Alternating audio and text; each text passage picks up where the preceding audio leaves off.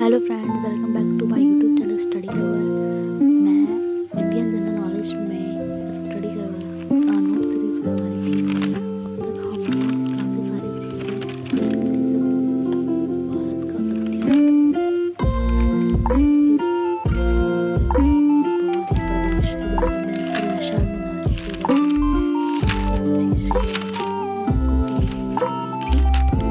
जो जलवायु वो उष्णकटिबंधीय जलवायु है।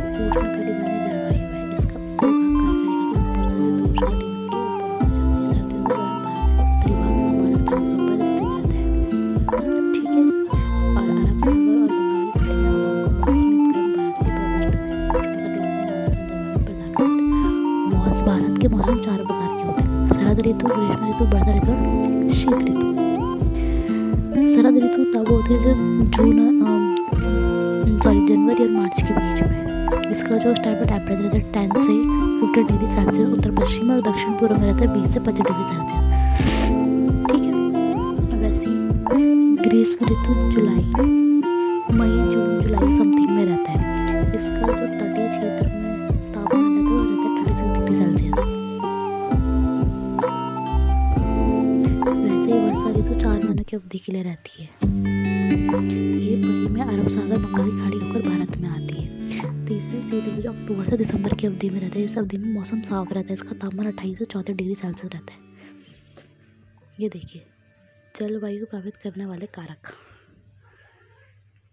ये देखिए उच्च, मध्य, निम्न, मध्य, ये कर्क रेखा जा रही है, ये भूमध्य रेखा जा रही है, ये मकर रेखा है, ये ठंडी हवा, ये गर्म हवा, ये उष्ण है। जैसे जैसे भूमध्य रेखा से दूर होता जाएगा जलवायु ठंडी होती जाएगी। ये देखिए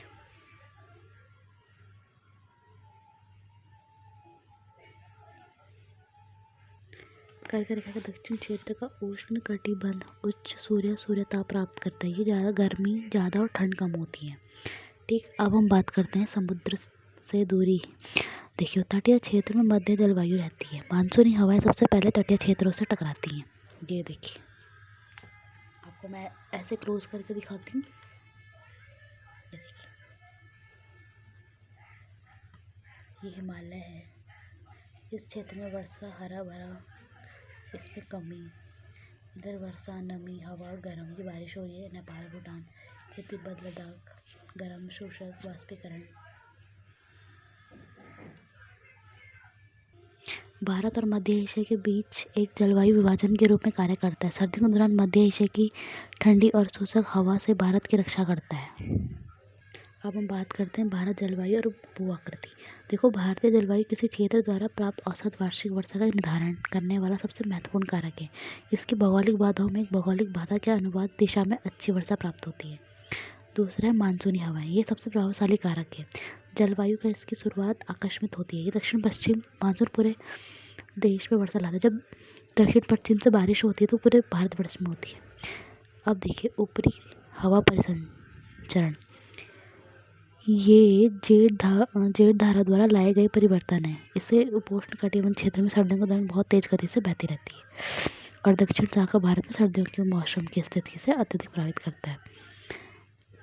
नेक्स्ट है हमारा भारतीय मानसून। ये उष्ण कटिबंधीय मानसून है। तापमान और दबाव प्रणाली के अंतर के कारण गर्मियों के दौरान समुद्र की ओर प्रभावित होता है। अब मैं आपको मानसून की प्रक्रिया के बारे में बताऊंगी। ये देखिए मानसून की प्रक्रिया किस तरह चलती है।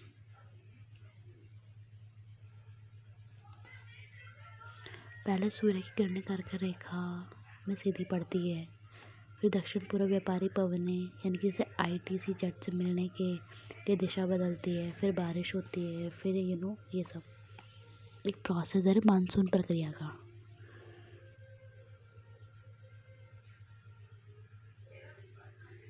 अब हम पढ़ेंगे भारतीय मानसून के कारण। मानसून की शुरुआत और आगे देखो प्राथमिक जो फर्स्ट कारण है वो भूमि और समुद्र के विभेद तापन से। मई में उत्तर भारत में स्थित ITZ के निम्न दबाव इतना तीव्र हो जाता है कि दक्षिण गोलार्ध के व्यापारिक हवाओं को उत्तर की ओर खींच लाता है।